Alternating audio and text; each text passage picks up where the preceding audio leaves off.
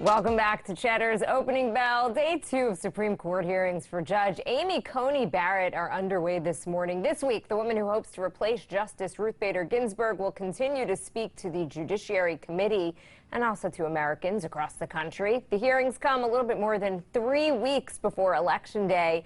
Joining us now is Mark Chenoweth. He is a Supreme Court and constitutional law expert and the executive director of the New Civil Liberties Alliance, a law firm focused on constitutional rights. Really great to have you on this morning. Democrats and others are calling to delay these hearings just because of the proximity to the general election. Does it concern you that Republicans are pretty much doing exactly what they rallied against back in 2016? Not really, Jill. I think if you take a look at American history, you'll find that there's a pretty consistent track record of when these sorts of confirmation hearings come up and the president's party controls the Senate, they go ahead and go through with the confirmation process, even in an election year.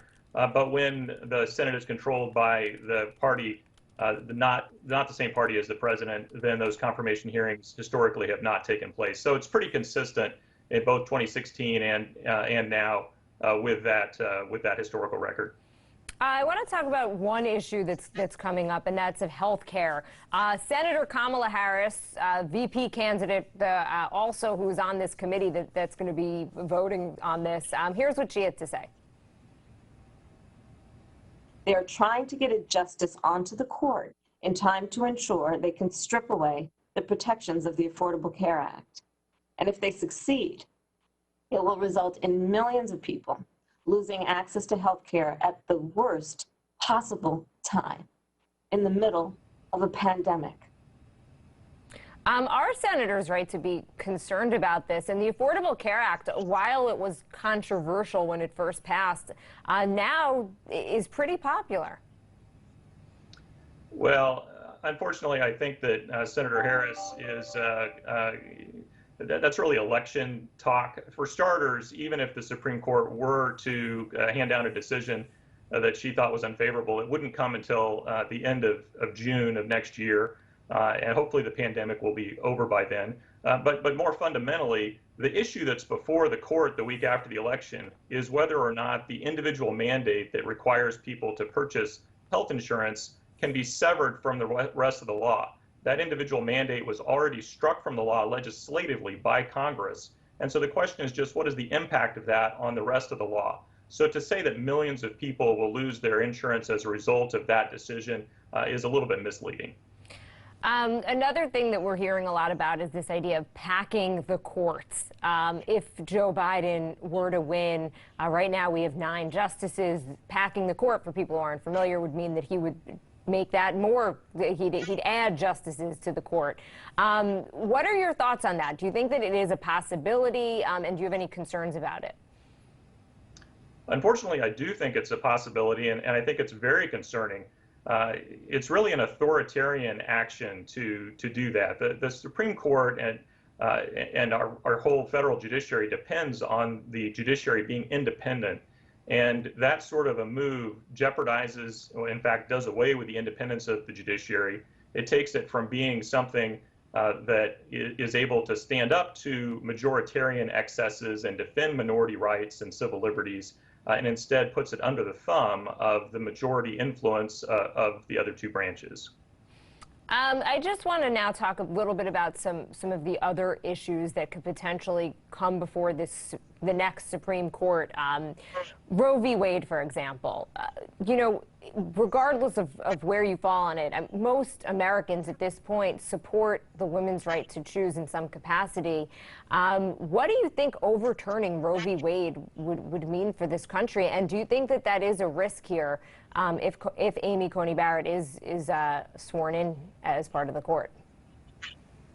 You know, it's hard to say whether it's a risk, Jill. We've had that same warning, I think, with every Republican appointment since at least 1990. We were told that David Souter would lead to that. Then we were told that Clarence Thomas would lead to that. Then that Chief Justice Roberts would lead to that. And then that Sam Alito would lead to that. So, frankly, the refrain gets a little bit old and hard to believe after a while. Chief Justice Roberts is the one who wrote the opinion upholding Obamacare. Justice Gorsuch is the one who wrote the opinion upholding gay marriage. So it's a little bit difficult to predict how any of these justices are going to vote when an issue like that comes up. You mentioned the issue of gay marriage, but gay rights as well. Most Americans solidly in favor of gay rights. Is there a concern that if this court does become 6-3 conservative leaning, and we know that, of course, these are lifetime appointments, do you have any concern that this court will just be out of touch with where Americans are right now? Well, I don't want to pretend that I know where Americans are on all of these issues, but I will say this. There's a case pending in the Supreme Court right after the election. If Justice Barrett is confirmed before the election, she would sit on this case. And it's Fulton v. City of Philadelphia. And the issue in that case is whether or not the Catholic agency in that city that handles foster care placements can be banned from the foster care placement business by the City of Philadelphia because the agency refuses to place foster care children in homes with same-sex couples. The agency refers those same-sex couples to other agencies within the city, but doesn't place them itself.